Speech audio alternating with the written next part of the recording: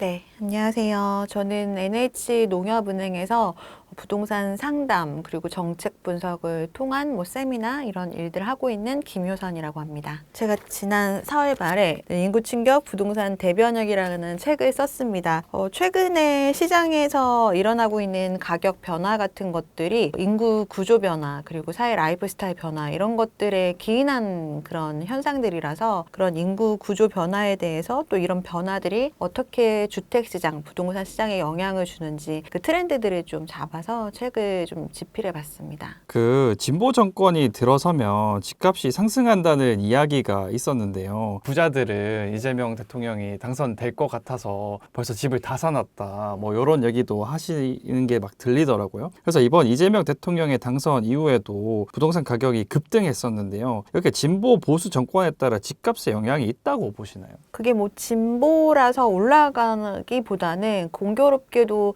주택 시장이 상승기 때 진보 정권이 잡은 것도 있고요. 그리고 지난 문재인 정권 때는 사실 코로나 이전에 그 수요 억제 정책을 굉장히 많이 썼잖아요. 근데 이미 박근혜 정권 때 재건축 관련된 여러 가지 규제 완화를 하고 또 빚내서 집 사라 이런 정책을 쓰다 보니까 전국적으로 가격이 올라가고 있는 상황에서 이제 문재인 정권이 들어섰는데 이제 서울이나 이런 데 위주로 많이 올라가다 보니까 그것들을 규제 지역 지정하면서 세금 관련된 취득부터 보유 그리고 팔 때까지도 세금을 다방면에 매기다 보니까 그때 똘똘한 한 채라는 단어가 이제 양산되면서 이제 서울 쪽으로 집중을 많이 했거든요. 그래서 서울 쪽으로 특히 집값이 많이 올랐는데 그게 시장이 이제 주택 시장이나 자산 시장이 활성화 때 진보 정권이 들어선 거 플러스 정책적인 어떤 이런 보유세나 세금을 과다하게 매기는 것들이 오히려 주택 시장 쪽에 자금을 흘러가게 만들어서 공교롭게도 통계적으로도 진보 정권이 들어서면 주택 시장이 가격이 올라가는 그런 현상들은 반복된 것 같습니다. 그게 사실 진보 정권이 들어섰기 때문에 집값이 올라갈 거라는 기대 심리보다는 그건 너무 막연한 얘기니까요. 오히려 이제 지난 정권 때가 얼마 안 됐잖아요. 그래서 그때 했던 굉장히 강력한 규제들을 아직도 기억을 많이 하실 겁니다. 그래서 그런 강력한 규제가 있기 전에 주택을 사야겠다라는 일부 투자 투기 이런 수요들도 있었고요. 그리고 지금 서울 같은 경우에는 서울 집값은 떨어지지 않는다라는 굉장한 믿음을 갖고 계신 분들이 많으세요. 그게 이제 이 책에도 나오지만 인구는 계속해서 감소하고 있지만 2030 청년층의 70%가 수도권으로 이동한다는 통계가 있거든요. 그래서 인구가 감소하는데 그 인구들이 그나마 줄어드는 인구들의 대부분이 이제 수도권 쪽으로 이동을 하다 보니까 주택이 상대적으로 수도권에 많이 필요한데 지금 공급이 사실 빨리 되기가 쉽지 않은 상황이거든요. 그래서 공급은 계속해서 부족하고 수요는 점점 늘어날 거고 전월세 시장도 만만치 않게 가격이 오르다 보니까 불안해지기 전에 지금이라도 사야 된다라는 실수요자 이런 게 다 같이 한쪽으로만 몰리다 보니까 정말 대선이 끝나고 굉장히 이제 주간 단위로도 큰 수치로 주택 가격이 올랐었습니다.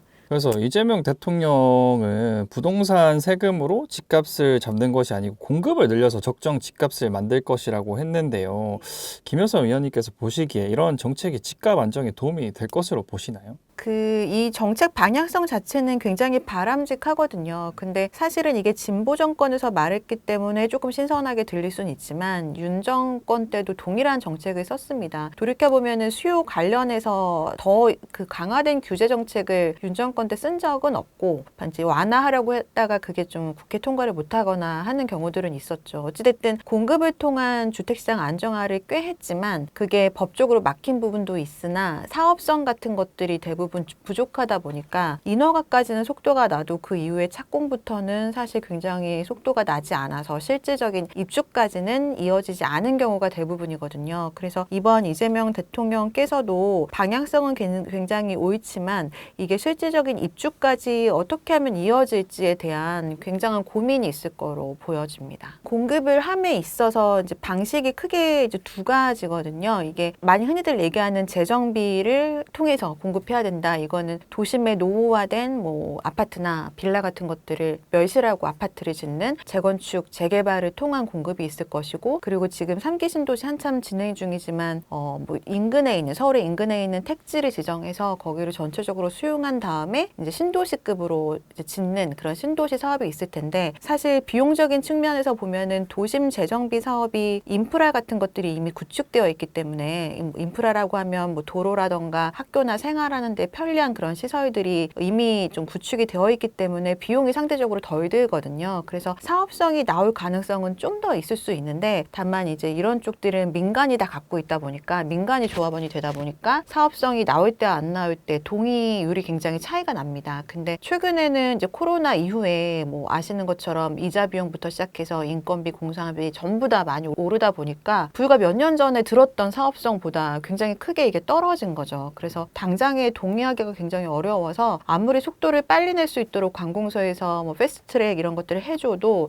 동의율이 많이 떨어지고 있는 상황이라 사실 현실적으로 이걸 어떻게 극복해야 되는지가 굉장히 고민이고요. 신도시도 이제 마찬가지로 지금 토지 보상은 마친 곳이 많기는 한데, 토지 보상이 끝났어도 이제 그 토지들을 개간하고 뭐 인프라를 깔고 주택을 짓는데 드는 비용이 그때 당시에 계획했던 거에 비해서는 거의 뭐 1.5배 이상 가격이 급등하다 보니까 그때랑은 이게 좀 수지가 맞지 않아서 과거에 했던 사전 청약도 대부분 취소가 됐잖아요. 그래서 다시 좀 시작해야 되는 상황이라서 다시 한번 이런 거에 대한 공급 계획이 구체적으로 다시 나올 텐데, 그럼에도 불구하고 사업성에 대한 난관을 해결하지 못하는 상황에서는 쉽지 않을 거라고 생각이 됩니다. 근데 신도시 보면 1기 신도시도 그랬고 2기 신도시도 어느 정도 성공을 거두었잖아요. 근데 강 남쪽으로는 어떻게 보면 성공을 한 신도시 계획이라고 할 수 있는데 3기도 이렇게 강 남쪽으로만 성공할 가능성이 있다고 볼 수 있을까요?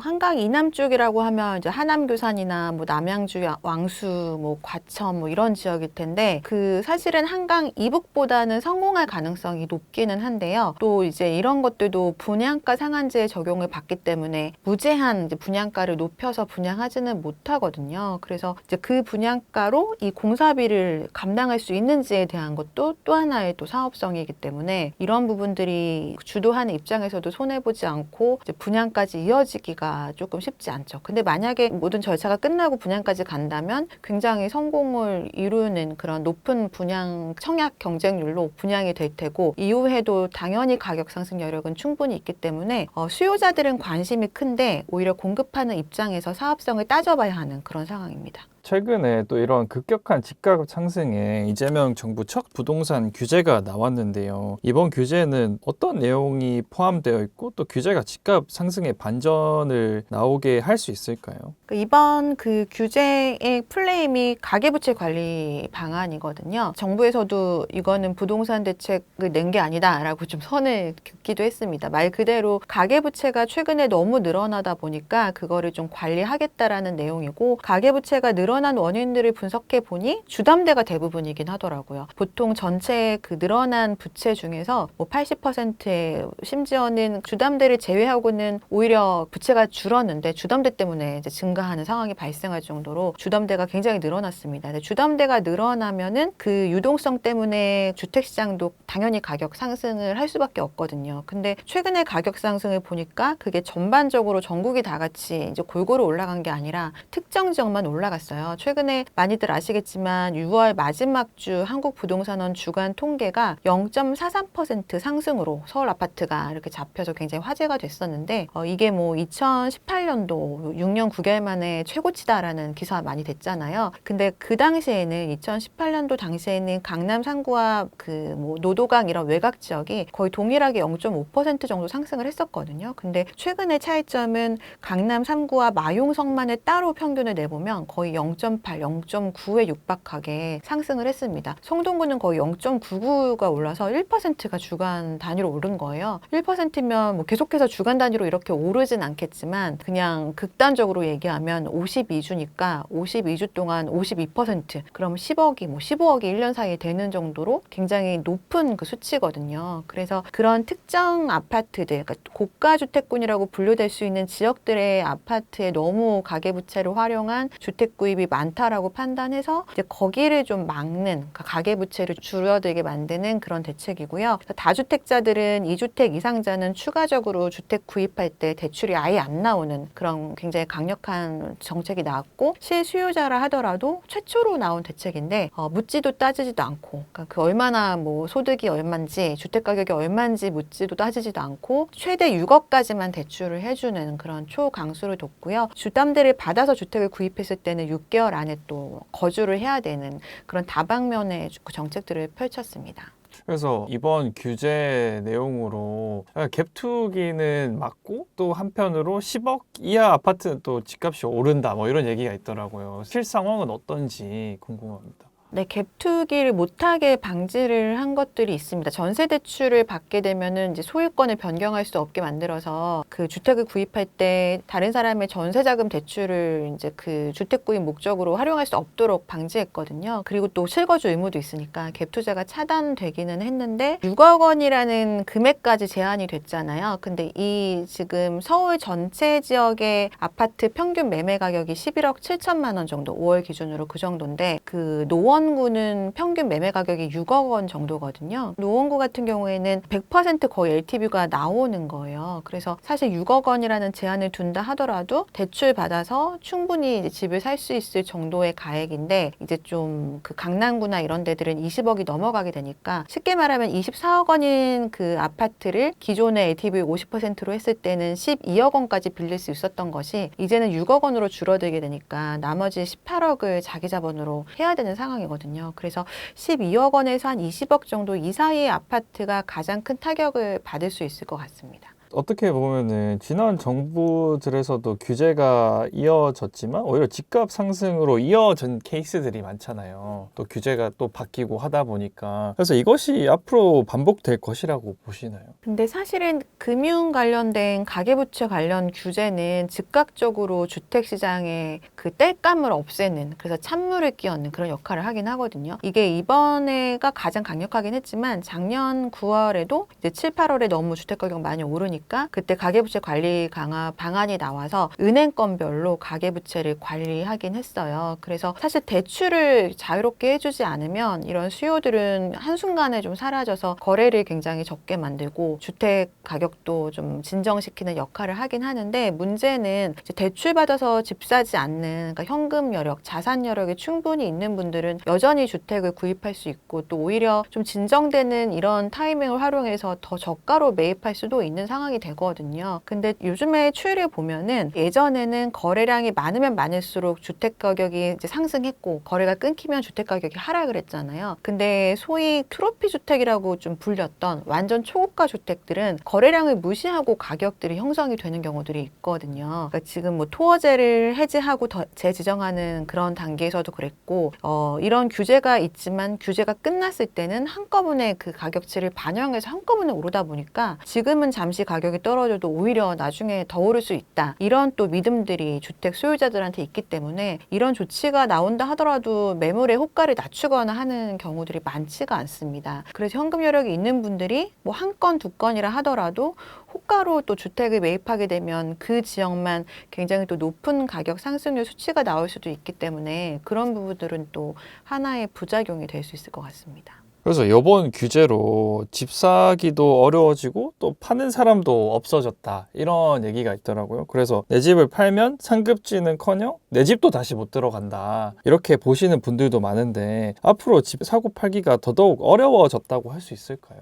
그쵸. 아무래도 서울 아파트는 그 평균 매매 가격이 12억 가까이 된다라고 말씀드렸는데 사실 그게 일반인들이 대출 없이 살 수 있는 금액이 아니잖아요. 근데 대출을 이렇게 꽉 막혀 놓으면은 사실 DSR 안에서 풀로 대출을 받아서 맞벌이 하시는 분들이 주택을 구매하려고 계획하셨던 분들도 지금 굉장히 좀 다시 한번 좌절하고 있는 그런 상황이기도 하고 사고 팔고 이런 것들이 좀 자유롭지 못해진 거는 사실이고요. 다만 이게 그 부동산 대책이 아니라고 선을 그었다고 말씀드렸잖아요. 정부에서 이제 부동산 관련 대책들, 그러니까 공급과 수요에 대한 대책들이 앞으로 또 나올 거라는 예상들을 하고 있고 그게 정부의 성격상 완화한 대책보다는 좀 강화돼서 나올 거라는 그런 예상을 하시는 분들도 있기 때문에 지금이라도 그냥 할 수 있는 범위 내에서 주택을 매입하겠다는 분들이 여전히 계세요. 그래서 은행권에서도 서울 아파트들 문의는 좀 줄어들었는데 오히려 한강 이남 쪽에 있는 경기권이라던가 뭐 서울 중에서 외곽에 있는 이런 아파트들에 대한 대출은 지금 좀 증가했다는 얘기들이 들리거든요. 그래서 모든 전국적으로의 풍선 효과는 아니겠지만 일부 지역에 한해서는 어느 정도의 또 풍선 효과도 있는 것으로 그렇게 모니터링 되고 있습니다.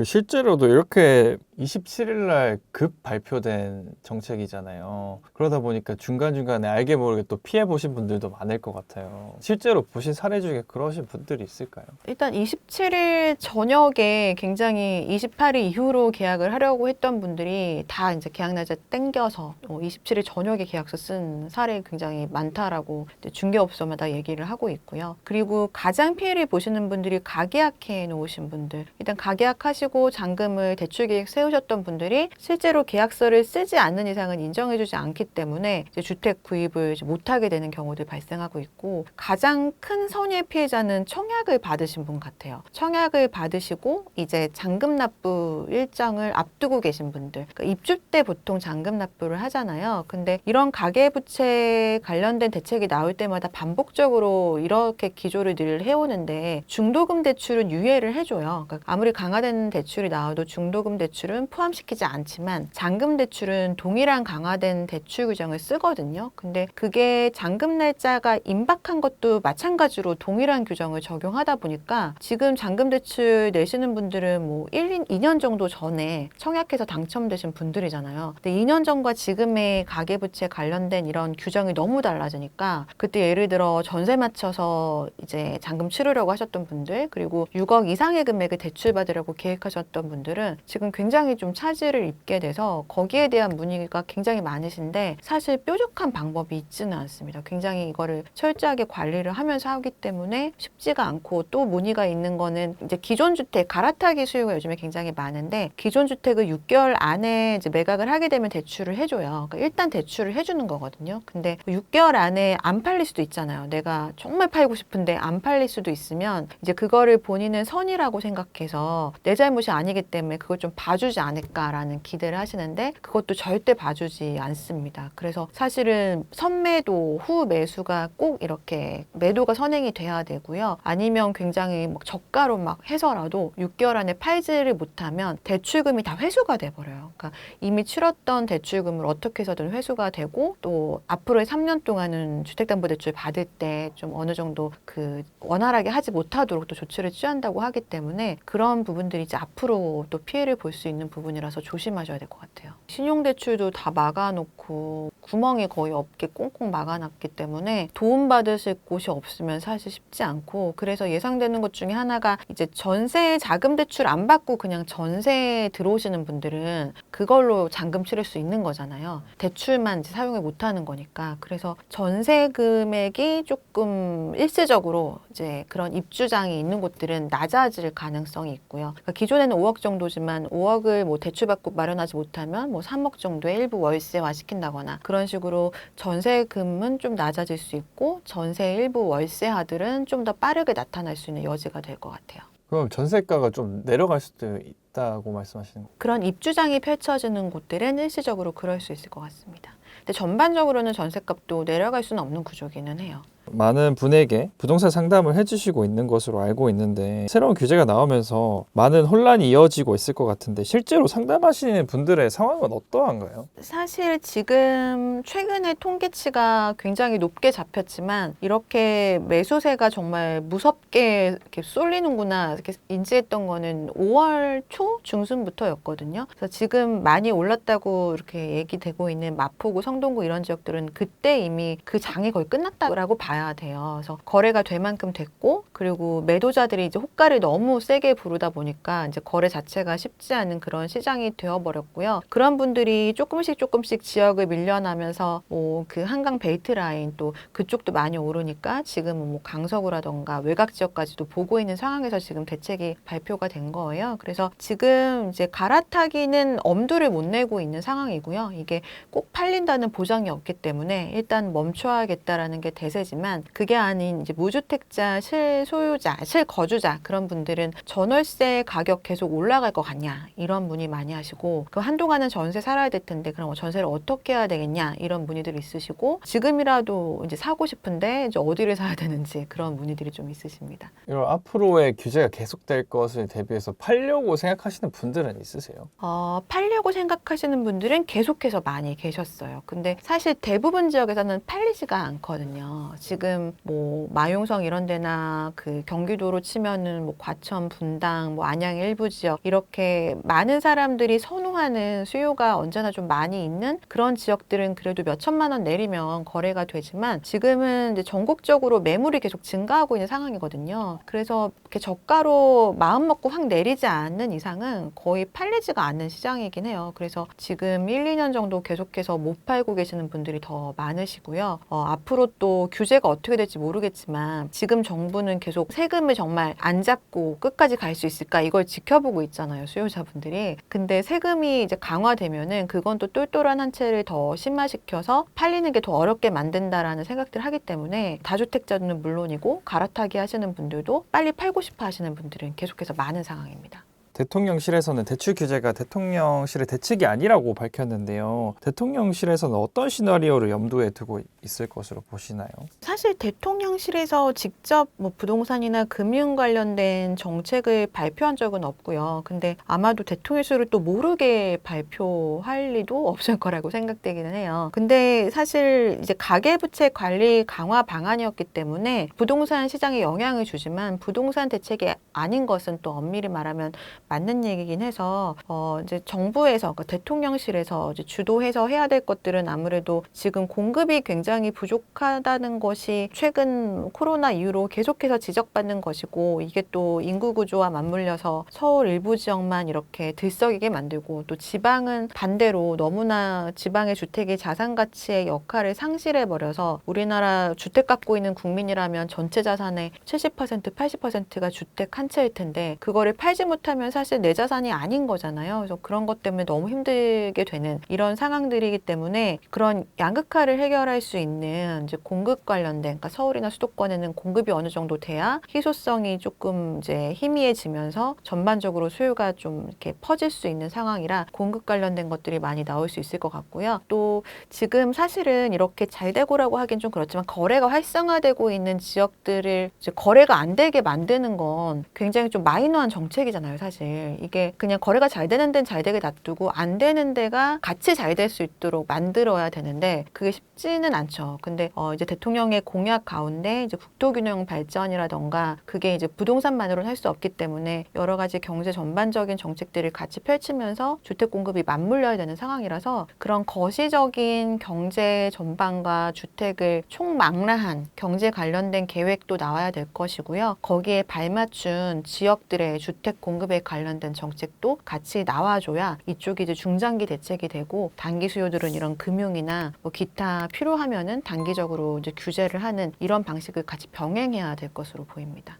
그러니까 집값이 반등하면서 신고가를 갱신한 아파트들이 나와 좋았잖아요. 그래서 이렇게 신고가가 상승장의 신호가 아닌지 빨리 집 사야 하는 것이 아닌지 고민했던 분들이 많은데 이 상황을 어떻게 보아야 할까요? 지금 일종의 이제 패닉 바잉이라고 보여지기는 하는데 이게 과거 코로나 때처럼 뭐 어느 지역 어느 유형을 망라하고 그냥 다 같이 막 아무거나 주택을 일단 사야 된다 이런 패닉 바잉은 사실 아니고 지금 주택을 포함한 자산 시장이 대부분 좋지가 않잖아요. 장기적으로 경제도 계속해서 침체되고 있고 근데 그런 상황 속에서 이제 믿을 곳은 강남 아파트밖에 없다라는 인식들이 좀 강하다 보니까 일부 강남 상구 나 또 한강 벨트라고 불리는 그 지역에 있는 몇 개 신축 아파트를 위주로 신고가가 많이 나오고 있는 상황이고요. 이것들이 이제 풍선 효과로 전반적으로 계속해서 퍼지는 상황은 아니라고 보여지긴 해요. 이게 이제 한편에서는 또 인구가 계속해서 줄어들고 있고 뭐 일본처럼 장기 침체 갈 거다 이런 또 그런 공포심에 사로잡힌 말들도 많이 나오기 때문에 그냥 그걸 무시하고 아무거나 사자 이런 분위기는 아니라서 마치 금과 같이 안전 자산이라고 판단되는 이제 그런 자산 쪽으로 많이 매입을 하고 있고 특히 청년들 같은 경우는 이제 살 집이 없을 수도 있다. 앞으로는 주택을 매입하지 못할 수도 있다. 뭐 이런 패닉 때문에 전반적으로 할 수 있는 모든 대출을 끌어와서 주택을 매입하고 있는 그런 상황입니다.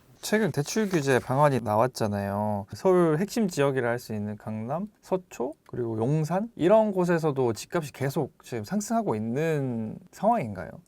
그렇죠. 그 지역들은 거의 가격이 떨어지지 않고 계속해서 상승하고 있고요. 뭐 압구정 현대아파트라던가 뭐 반포 원베일리 이런 데들은 뭐 반포 같은 경우에 특히 국민평형대가 뭐 70억, 80억으로 여러 건 거래가 됐고 그게 또 이제 같은 평형이 50억대부터 80억대까지 금액들이 굉장히 많이 퍼져 있잖아요. 그게 한강뷰를 어떻게 보느냐에 따라서 또 굉장히 차이가 나기도 하고 이해를 못 하시는 분들도 많으시긴 할 텐데 이게 그 반포라는 한강변을 끼고 있는 또 신축 아파트 거기에 한강을 파노라마로 보느냐 아니면 부엌으로 보느냐 이거에 따라서 가격 차이가 30억 정도가 날 정도로 지금은 그런 이제 수요층이 생겼다는 거를 인정할 수밖에 없는 것 같고요. 이게 물론 대세는 그러니까 전반적인 모든 상황을 반영하는 평균은 아니기 때문에 일부 특수한 그런 수요층이긴 하거든요. 근데 어쨌든 그게 너무나 특수한 상황이기 때문에 계속 언론에서 많이 노출이 되다 보니까 덩달아서 주변에 있는 아파트들이 거기에 또 이제 뭔가 그 급지를 나누면서 좀 가격을 이렇게 그 서열을 세우고 있는 상황이라 그게 한강벨트 라인 따라서는 가격이 그 금액을 기준으로 이제 퍼지고 있어서 가격이 떨어지지 않고 또 하나는 지금 금융대책도 조금 걱정스러운 부분 중에 하나가 이제 문재인 정부 때 2019년 12월이었나 그때 대책이 나왔을 때 많이들 알고 계시는 12억 초과 대출 금지가 있었잖아요. 근데 그 당시에 12억 초과 아파트들이 있었던 곳들이 대부분 이제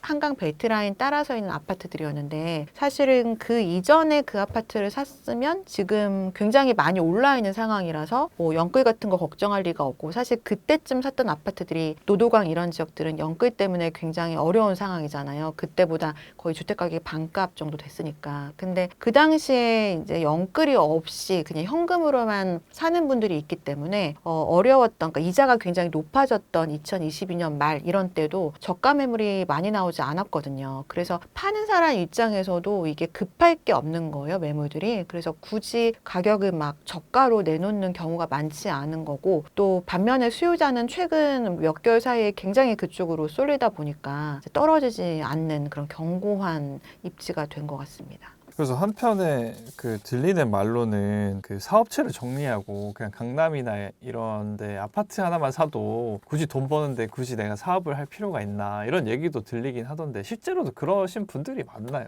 제가 이 책에도 이제 그 비슷한 에피소드를 썼는데요. 그런 경우들이 있기는 해요. 그러니까 어떤 경우냐면 그 울산, 뭐 창원 이런 데들이 굉장히 부촌이잖아요. 원래는 거기가 제조업 그러니까 우리나라에서 울산이 서울보다도 근로소득이 높았던 때가 있었을 정도로 굉장히 이제 잘 사셨는데 제조업 1차, 2차 산업이 어려워지다 보니까 그 관련된 이제 벤더사들도 다 같이 이제 쉽지 않아진 거죠. 그래서 이제 어르신들이 이제 가업 승계를 통해서 이 사업체를 원래는 물려줘야 되는데 최근에 이제 어려움도 코로나 때 많이 겪으셨고 굳이 이제 아들한테 물려주느니 아들한테 이걸 현금화 시켜서 이제 자산만 물려주려고 하시는 경우들이 많으시고 또 자녀분들도 유학 가거나 하신 분들이 많으시니까 거기 가서 이제 고생을 하고 싶지 않은 경우들이 있는 거죠. 그래서 그냥 그 사업체를 정리하시고 그럼 뭘 해서 먹고 살까를 고민했을 때 사실은 강남 아파트는 아니지만 서울에 이제 부동산 쪽을 하시면서 임대업을 해야겠다 이렇게 선택하시는 분들이 많으세요. 꽤 있으세요. 그래서 그 빌딩 같은 것들을 매입하려고 문의하셔서 이제 그런 경우들이 있었는데 최근에는 사실 빌딩은 공실도 많고 임대차 관리하기도 쉽지 않고 그런 상황에서 최근 아파트가 뭐 수십억씩 한꺼번에 올라가는 모습들이 보이니까 빌딩 보시던 분들이 그냥 아파트도 한 채를 사는 게 낫겠다 이렇게 또 옮겨오신 분들도 있기는 하십니다.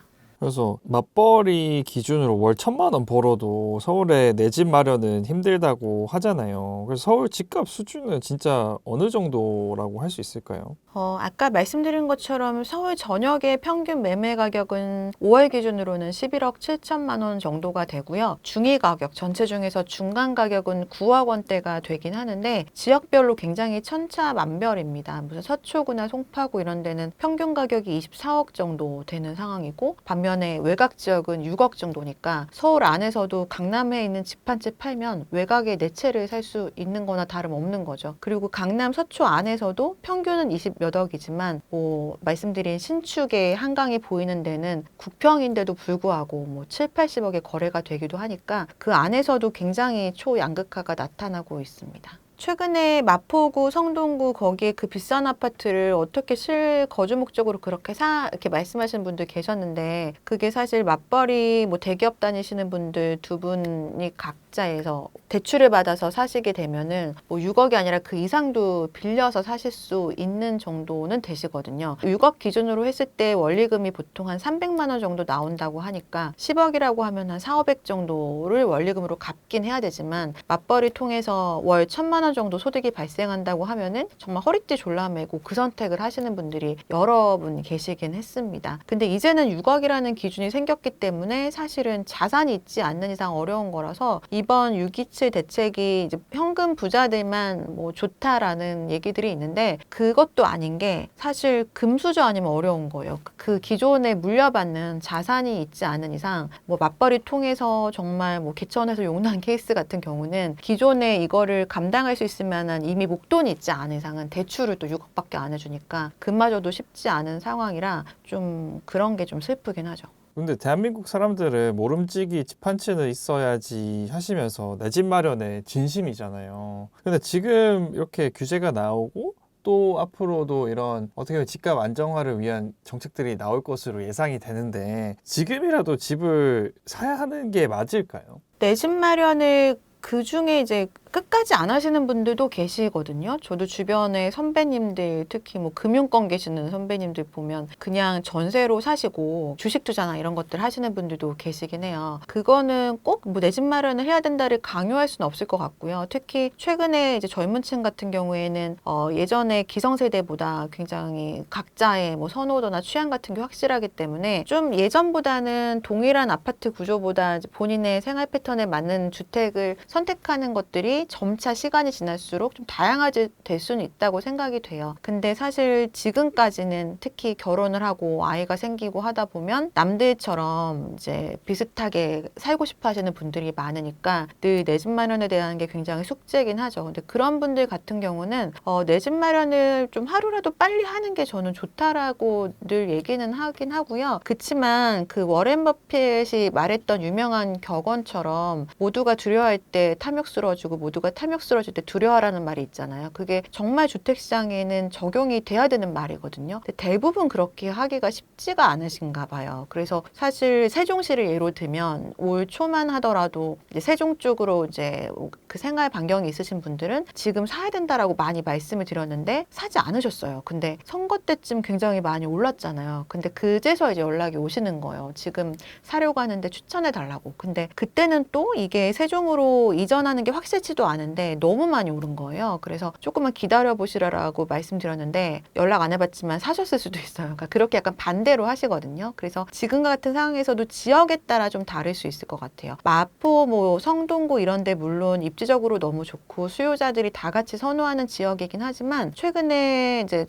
중개업자분께서 말씀하시기로는 마포에 국평 갖고 계신 분이 25억 이하로는 안 팔 거니까 전화도 하지 마 이렇게 말씀하신 경우도 있다라고 해요. 근데 물론 뭐 시간이 지나면 그 가격이 뭐 수용할 수 있는 가격일 수는 있겠지만 저는 이제 단기간 안에 조정될 수 있는 정도의 금액이라고 생각이 되긴 하거든요. 그러니까 단기간 이렇게 지금 과열돼서 수요가 과열돼서 한꺼번에 많이 오른 지역들은 한 번쯤은 멈춰서 생각해 보시면 지금과 같은 금융규제 이런 것들이 즉각적으로 효과가 있기 때문에 이제 저가로 매물이 분명히 나올 수 있거든요. 그래서 이런 데들은 조금 기다려 보시고 반면에 서울 외곽 지역들부터 시작해서 지방의 미분양 적체된 지역들 이런 곳들 특히 지방 같은 경우는 거의 이제 바닥을 찍은 상황이긴 하거든요. 그래서 지방의 데이터를 보시면 울산이나 전북 이런 지역들은 이제 플러스로 돌아서는 경우들이 있고 대구, 경북 이런 데들도 조금씩은 완화되고 있기 때문에 그 지역에 계속 거주하실 분들은 그 안에서 대장 아파트, 그 안에서의 신축 중에 입지가 괜찮은데 뭐 마이너스 P가 생겼거나 뭐 가격이 좀 굉장히 저가로 나온 이런 것들은 지금 시점이 괜찮을 때라고 판단이 돼요. 그래서 그 시황에 맞게 좀 그 가격, 매물의 가격을 보시고 판단을 하시되 그래도 좀 빠르게 매입하시는 게 좋지 않을까 생각은 됩니다. 부모님 세대를 보면은 약간 집을 사야 돈 벌 수 있다고 하시는 분들이 많았어요. 그런데 앞으로도 집을 사가지고 돈을 벌 수 있는 시대가 유지될 것으로 보시나요?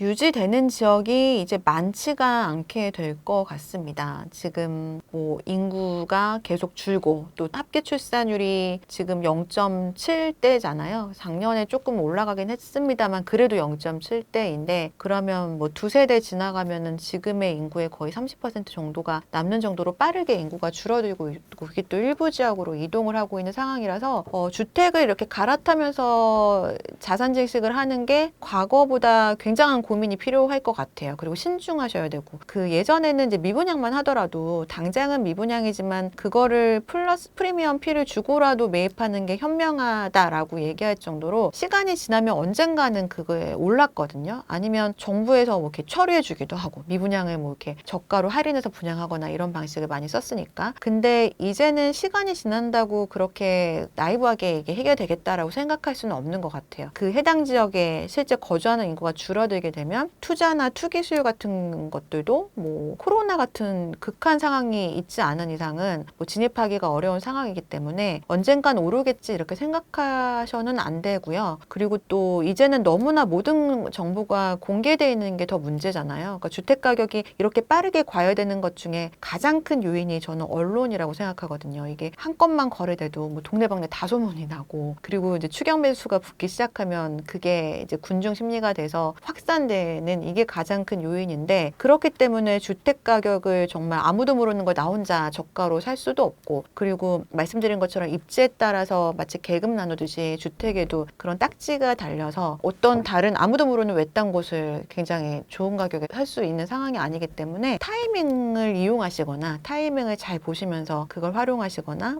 아니면 개발 호재가 있는 것들, 뭐 GTX라던가 아니면 정부에서 발표할 그런 경제 이런 계획들, 이런 발표가 나는 지역들을 좀 잘 옥석가리기를 하셔서 저가일 때 들어가시는 뭐 이런 경우가 아니라면 아무거나 사도 올라가는 이런 시대는 이제 끝났다라고 생각합니다. 그래서 이런 집값 급락과 급등이 반복되지만 집값이 여전히 비싼 상황에서 이번 생에는 내 집 마련은 어렵다라고 생각하시는 분들이 많은데 이런 분들을 위해서 한 말씀 부탁드려도 될까요?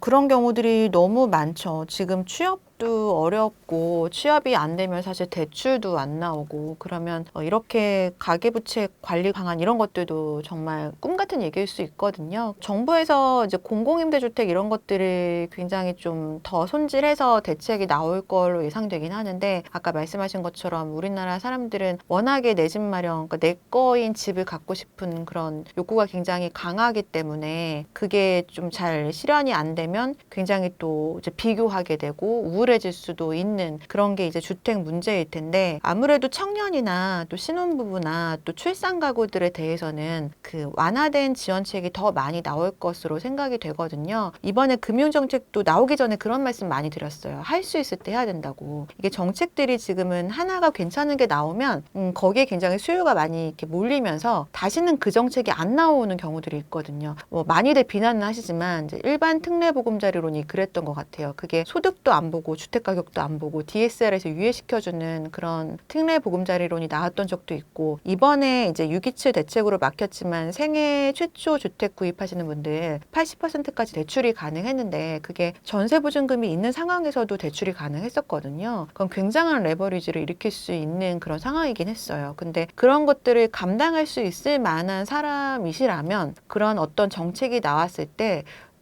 활용하시고 그리고 그 매물이 좀 저가 매물들 많을 때 그거를 좀 매입하시는 게 좋은 것 같아요. 또 상담하시고 이제 상담하시는 고객님들이 실행하시고 이런 것들을 쭉 보게 되면요. 이게 부동산 시장이 지식으로 되는 건 아닌 것 같아요. 부동산 전문가가 뭐 투기꾼은 아니지만 어쨌든 뭐 부동산 전문가는 다 이제 부동산으로 돈 많이 벌 거라고 생각하시는 분들이 계시잖아요. 근데 그렇지 않거든요. 이게 아는 게 다가 아니라 어느 정도는 굉장히 빠른 추진력과 결단력이 있으신 분들이 이런 시행착오를 겪을지라도 결국에는 거기에서 좀 열매를 맛볼 수 있으신 것 같아요. 특히 젊으신 분들은 그 무리하지 않게 지금 정부에서 DSR이라는 굉장히 강력한 조치를 취했잖아요. 그 안에서 레버리지는 크게 무리되는 범위 범위는 아닌데 설사 한두 번 뭐 실패를 했을지라도 그 안에서 얻는 게 굉장히 많으실 거라서 젊을 때일수록 좀 더 적극적으로 뭐 이런 주택이든 이런 것들을 많이 공부하시고 그거를 실제 실행까지 옮기시는 게 긴 여생을 봤을 땐 굉장히 도움이 되실 것 같아요. 통계적으로 우리가 흑자 인생이 34년이라고 해요. 그러니까 어렸을 때는 부모님 돈으로 살잖아요. 그리고 이제 일을 안 하게 되면 우리가 그동안 모은 돈으로 살아야 되는데 그 정말 흑자로 모을 수 있는 기간이 34년밖에 안 된다고 하는데 그게 이제 60년 정도에 은퇴한다고 치면 34년에 번 걸로 나머지 100세 인생 40년을 사셔야 되거든요. 그래서 정말 월급을 꼬박꼬박 모으는 것도 너무나 귀하지만 뭐 원하시는 그런 좀 더 이상적인 삶이 있으시다면 재테크를 정말 전투적으로 하셔야 되거든요. 그래서 공부하시는 것도 좋지만 이런 유튜브 많이 보시는 것들을 그냥 보시는 걸로 끝나는 게 아니라 실제 실행 쪽으로 이제 옮기시는 게 굉장히 중요하다는 말씀 드리고 싶습니다. 우리나라의 가계 부채가 2,000조 가까이 된다고 하는데요. 이는 작년 한 해 우리나라 실질 GDP에 가까운 수치인데 우리나라 높은 가계 부채율이 우리나라 경제에 미친 영향은 무엇일까요? 지금은 조금은 이제 괜찮아졌지만 이제 뭐 개인별로 굉장히 빡빡하게 부채 총량을 관리하기 때문에 근데 과거에는 LTV만 보고 대출을 받을 수 있었잖아요. 그러니까 내가 사고 싶은데 LTV가 넉넉하게 나오면 주택담보대출 가지고 충분히 대출을 받을 수 있었을 때는 사실 나의 이제 현금 흐름이나 이런 것들이 좀 안 좋아지거나 주택 가격이 폭락했을 때 그게 개인의 신용도를 굉장히 이제 망가뜨릴 수 있고 그런 개개인이 많아지면 국가 입장에서는 전반적으로 이제 부채 때문에 이제 어려워지는 상황들이 발생하니까 그런 것들이 경제적으로 이렇게 파급 효과가 이렇게 많았었죠. 근데 이제 DSR이 지금 한 2, 3년 된 것 같은데 그때부터는 소득에서 40% 안에 이제 원리금을 갚아야 되기 때문에 그런 부분이 이제 조금은 이제 덜해지긴 한 것 같습니다. 최근에 그 자영업자들 빚 탕감해 준다고 하는 그런 정책이 나왔잖아요. 근데 이제 거기에 대해서 추경 30조가 되면은 또 그게 또 부동산으로 또 몰리지 않을까? 그런 우려가 있는데 어떻게 보시나요? 근데 아마도 그 대출 받은 걸로 주택 구입에 사용될 수 있도록 하지는 않을 것 같아요. 그건 좀 막을 것 같거든요. 지금 자금 출처 이런 것들이 좀 약화되긴 했지만 주택 구입할 때 그 대출을 받는 금액이 어떻게 들어가는지를 아마 이제 은행권에서는 다 알고 있기 때문에 그게 이 안으로 들어올 가능성은 좀 적기는 할 것 같은데 말씀하신 그거 말고 사업자 대출 같은 것들을 활용해서 주택을 구입하는 상황들은 지금도 좀 일어나고 있긴 하거든요. 그래서 지금 가계부채 관리 방안이 좀 강경하게 나오긴 했지만 여기서 빠져있는 부분들이 뭐 기존에 전세 살고 있는 분들 그 전세를 안고 갭 투자를 하는 거를 아직 막지는 못한 상황이고 대출을 받지 않는 거니까 그리고 사업자 대출을 활용한 대출이라던가 아니면 주식담보대출 이런 것도 있거든요. 그래서 그런 금액들은 이제 주택 구입할 때 여전히 들어올 수 있는 부분이긴 해서 만약에 그런 꼼수죠. 꼼수 같은 것들이 많이 발생하게 되면 더 강경한 대책들도 충분히 나올 수 있을 것으로 생각돼요. 대한민국은 이제 장기적 저성장이 시작됐고 또 경기 침체가 올 것이라는 우려도 큰 상황인데 지금 대한민국 경제 상황 어떻게 보시나요? 경제 상황이 뭐 올해 그 한국은행에서도 경제 성장률을 2% 초반으로 이제 재조정할 만큼 상황이 좋지는 않죠. 근데 이제 그런 수치 말고 체감상도 굉장히 어느 때보다도 올해가 쉽지 않다라는 말씀들을 많이 하시더라고요. 그러니까 사업하시는 분들도 최근에 이제 수출하시거나 이런 쪽 사업들은 그래도 코로나 이후에 어떻게 잘 되셨었는데 올해만큼 이렇게 어려운 적은 처음이다라는 말씀 많이 하시거든요. 이게 뭐 여러 가지 우리나라 국내 경제도 그렇지만 전쟁이 또 이제 터지고 유가나 환율에 있어서도 계속해서 좀 이제 빠르게 변화하다 보니까 그런 것들이 사업하시는 분들도 쉽지 않다라고 말씀하시고 실업률도 뭐 계속해서 좀 좋지 않고 뭐 증시나 이런 것도 쉽지 않은 상황이라서 전반적인 경제가 좋다라고 말씀드리기는 어렵지만 이제 정권이 6개월 정도 공백기였다가 그래도 이제 들어서서 여러 가지를 또 다시 정비하고 있잖아요. 그래서 거기에 대한 기대감은 이제 국민들도 어느 정도 있는 것으로 이제 보여지긴 해요. 2024년 기준 또 출산율이 0.75명이라고 하는데 이런 낮은 출산율과 앞으로의 저성장 기조에서 장기적으로 봤을 때 우리나라 부동산 시장은 어떻게 보시나요? 이 0.7이라는 숫자가 정말 역대급이잖아요. 글로벌 안에서도. 2023년도 기준으로는 0.72였는데 그때 전쟁 중인 우크라이나의 합계 출산율이 0.98인가 그랬거든요. 그러니까 전쟁이나 뭐 기근이나 전염병이 있지 않은데도 불구하고 이렇게 낮은 수치의 출산율은 우리나라가 이제 전 세계적으로 최초였고, 사실 이 국민의 숫자가 이게 국력이라고 하잖아요. 그래서 아무래도 이제 국민들 이 안에서도 경제에 참여하고 있는 또 인구의 그 비중들 숫자가 좀 많아야 경제가 성장하는데 동력이 될 텐데 그게 점차적으로 줄어들고 있다라는 것도 굉장히 큰 문제일 것 같고, 지방이 계속해서 안 좋은 대표적인 이유도 그거잖아요. 지방의 산업들도 약화되지만 산업이 약화되는 만큼 그 젊은 일할 수 있는 그런 경제 인구들이 수도권 쪽으로 옮겨가고 있으니까 이제 그런 것들도 문제이고, 그리고 우리나라가 1, 2차 산업은 굉장히 잘해서 빠르게 성장했지만 최근에 4차 산업 같은 경우에는 중국보다도 뒤지고 있다라는 얘기들이 굉장히 대세인 것 같은데, 그렇게 글로벌 안에서의 산업 변화에도 좀 뒤처져 있는 부분들도 있긴 해서 이게 인구가 줄어드는 것 플러스 여러 가지 지금 경제 전반에 마이너스 시그널로 보이는 이런 현상들을 좀 바로 잡아야, 지금이라도 바로 잡아야 될 것 같습니다. 보통 보면은 어느 정도 경제가 좋아져야 집값도 올라야 되는 게 맞는데 어떻게 보면 지금 엄청 많이 올랐잖아요. 현 경제 상황에 대비해서. 그러면 앞으로 인구도 줄어들고 경제도 지금 어려운 상황인데 부동산 시장은 어떻게 보면 좀 버블이라고 할 수도 있을까요?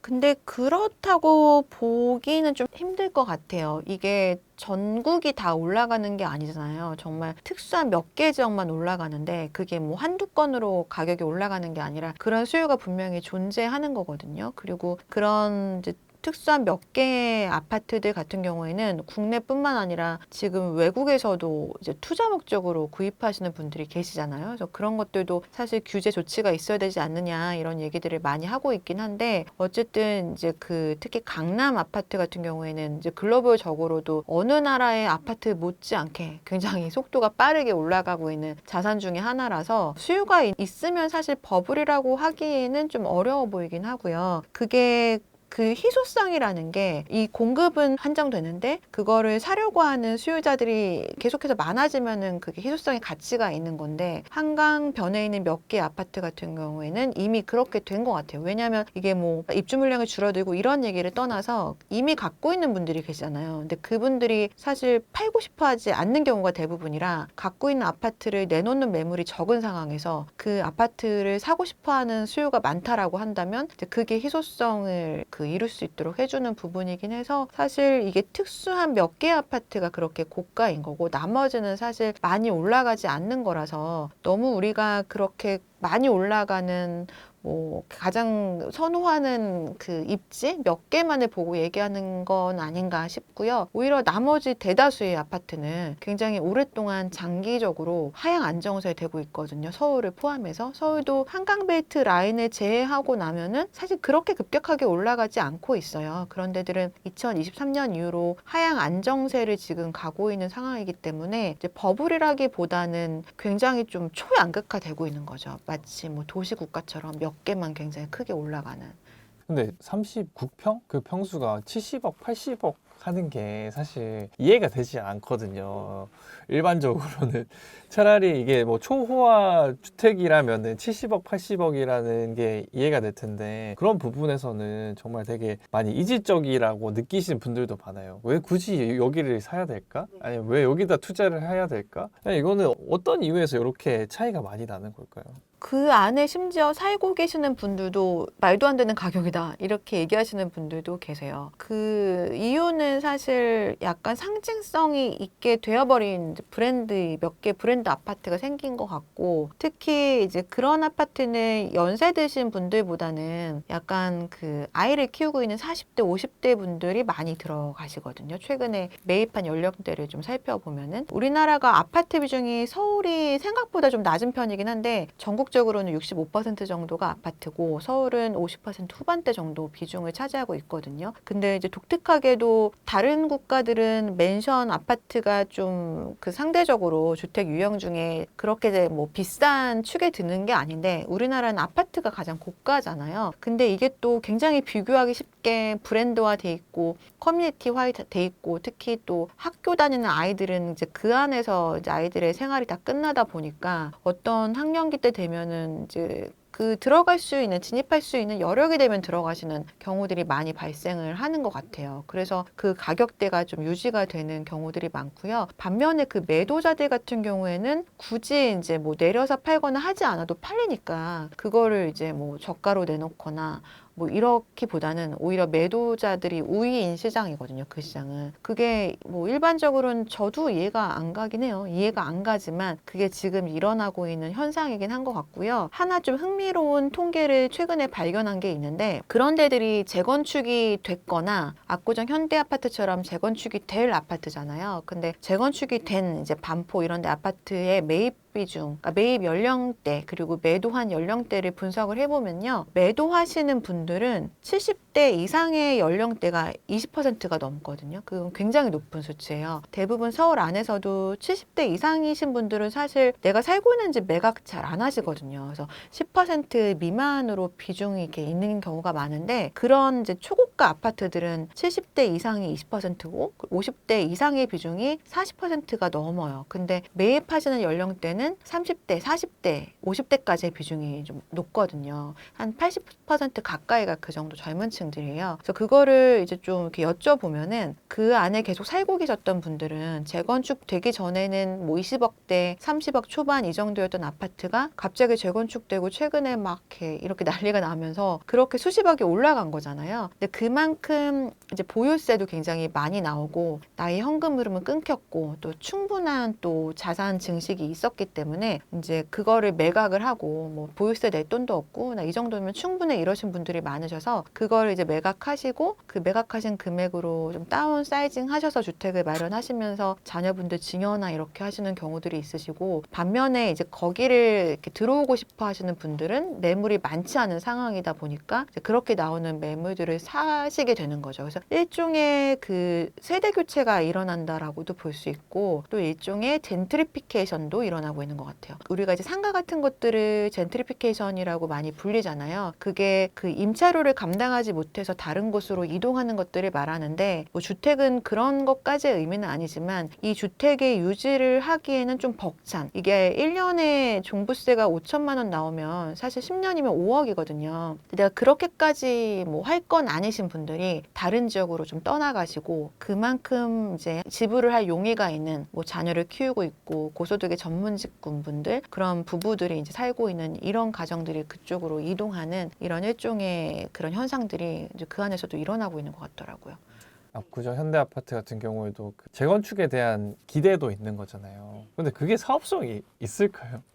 이것도 일반적으로는 이해하기 어렵지만 그 아파트는 예전에 그 1대1 재건축도 굉장히 진지하게 고민했던 곳이에요. 그러니까 수익이 나지 않더라도 그 외지인들 그냥 분양하지 말고 우리끼리 재건축하자. 그것도 추진을 했던 아파트여서 그렇게 사업성보다는 좀 더 이 주거의 가치나 뭐 자산 증식이 많이 될 수 있는 방안들을 좀 가려고 방향성을 갖고 있는 곳이기도 하고 다른 지역보다는 사실 또 사업성이 나오기도 하죠. 그만큼의 분양가를 감당할 만한 수요자들이 충분히 있다라고 생각하기 때문에 그래서 다른 지역들보다는 그래도 좀 빠르게 추진하고 있는 상황입니다. 어떻게 보면 되게 극심한 양극화가 진행되고 있다고도 할 수 있잖아요. 근데 또 한편에서는 또 이렇게 높은 가계부채, 또 장기 저성장, 인구 절벽이라는 문제를 가지고 있는데 앞으로 투자하기 위험한 부동산들의 특징이 있을까요? 투자하기 위험한 부동산 특징이 있죠. 최근에도 조금씩 나오고 있는 것 같긴 한데요. 아파트는 사실 뭐 위험하다고 할 수는 없죠. 이게 뭐 권리관계도 명확하고 다만 이게 뭐 나중에 팔리느냐 올라가느냐 이거에 대한 부분이기 때문에 아파트 사실 때는 나중에 팔 수 있을까? 그러니까 인구가 지금 어떻게 변하고 있는지 그리고 팔 때 10년 후면은 가격이 어느 정도 형성돼 있을까? 이런 것들을 과거 데이터를 좀 보시면서 가격에 대한 타이밍을 보시면 될 것 같고 그거 외에 지금처럼 사실 이게 전반적으로는 부동산 시장이 좋지 않은 상황이거든요. 좋지 않으니까 공급도 안 되고 거래도 대부분은 안 되는 거예요. 그래서 이렇게 좋지 않을 때마다 사업을 하는 사람의 입장에서는 사업할 게 없는 거죠. 이제 시행을 하든 건설 건설을 하든 이런 공급자의 입장에서는 먹고 살 거리가 없다 보니까 주택과 유사한 다른 것들을 좀 개발하셔서 주택처럼 보이게 만드는 그런 이제 분양이나 이런 것들을 하거든요. 그게 과거에는 기억하실지 모르겠지만 호텔 분양이 그랬었고요. 기억 못 하실 수도 있겠지만 예전에 뭐 제주도나 뭐 강원도, 명동 이런데 호텔을 그 호수별로 구분 등기가 된다라고 해서 뭐 수익률 8%, 10% 보장해준다 이렇게 분양을 많이 했었어요. 근데 사실상 그게 그 수익률을 보장해주는 곳은 아무데도 없고, 그리고 문제는 등기는 해주지만 그 나중에 판다고 했을 때 누가 호텔을 사겠어요. 그러니까 그런 리스크가 있거든요. 그래서 지금처럼 마땅하게 자산으로 증식할 때가 없고 또 분양 수익형 부동산도 좀 뚜렷하게 뭔가 나오지 않을 때 그런 식의 조금 다른 컨셉의 수익형 부동산이 많이 나오는데, 그게 또 그 코로나 때는 생활형 숙박시설 이런 것들을 마치 주택인 것처럼 아파트인 것처럼 분양을 했잖아요. 그걸 이제 아파트인 줄 알고 사셨다가 또 지금까지도 고생하시는 분들이 있으시고, 최근에는 그게 실버주택이 일부가 분양형이 가능하게 법이 바뀌면서 이제 좀 나이 연세 드신 분들 중에 그런 질문 하시는 분들 계시더라고요. 그거를 그냥 실버주택일 뿐인데 굉장히 나중에 가치 상승 여력이 있을 만한 그런 주택 유형 중에 하나인 줄 알고 문의하시는 분들이 계셔서, 그런 수익형 부동산으로 이제 가장한 수익률을 굉장히 많이 보장해 준다라고 하는 것들은 한 번쯤 의심해 보셔야 될 것 같고요. 그리고 또 하나는 공급이 굉장히 많은 것들, 그러니까 지식산업센터처럼 지식산업센터는 처음에 굉장히 좋은 상품이었거든요. 그게 월세 수익률도 잘 나오면서 뭐 대출도 많이 나오시고 세제 감면 혜택을 받는 것도 있었고, 그만큼 수요가 탄탄하니까 나중에 차익도 굉장히 컸는데, 우리나라 분들도 잘 되면 그거에 막 다 같이 그걸 하잖아요. 그래서 어느 순간 공급이 너무 많아져서 지금은 공실도 많고 그런 분양가조차도 유지하지 못하는 경우가 대부분이에요. 그래서 그냥 괜찮은 상품에도 불구하고 단기적으로 너무 공급을 많이 하는 그런 부동산 유형들도 좀 조심하셔야 돼서, 일단은 터무니없는 수익률이나 차익을 말하는 그런 부동산 유형들, 두 번째로는 좀 요즘에 너무 많이 그 단어가 들렸다 그런 것들은 공급의 상황들을 그 지역 안에서 얼마나 있는지를 한번 체크해 보시고 그리고 결정을 하셔야 될 것 같습니다. 요즘에 그 또 자영업자들이 많이 폐업을 하면서 공실률이 되게 높다고 하잖아요. 강남만 해도 빈 가게들이 많은데 요즘 상황이 어느 정도인가요? 되게 많나요, 요즘에? 많죠. 아마 이제 서울 사시는 분들은 강남역이나 뭐 가로수길 이런 데만 가도 뭐 임대 이렇게 붙어 있는 거 많이 보셨을 거예요. 아무래도 자영업이 너무 힘들다 보니까, 그리고 또 코로나 때 너무 온라인으로 많은 것들이 바뀌면서 뭐 일반적인 근생 같은 것들은 쉽지가 않은 상황이잖아요.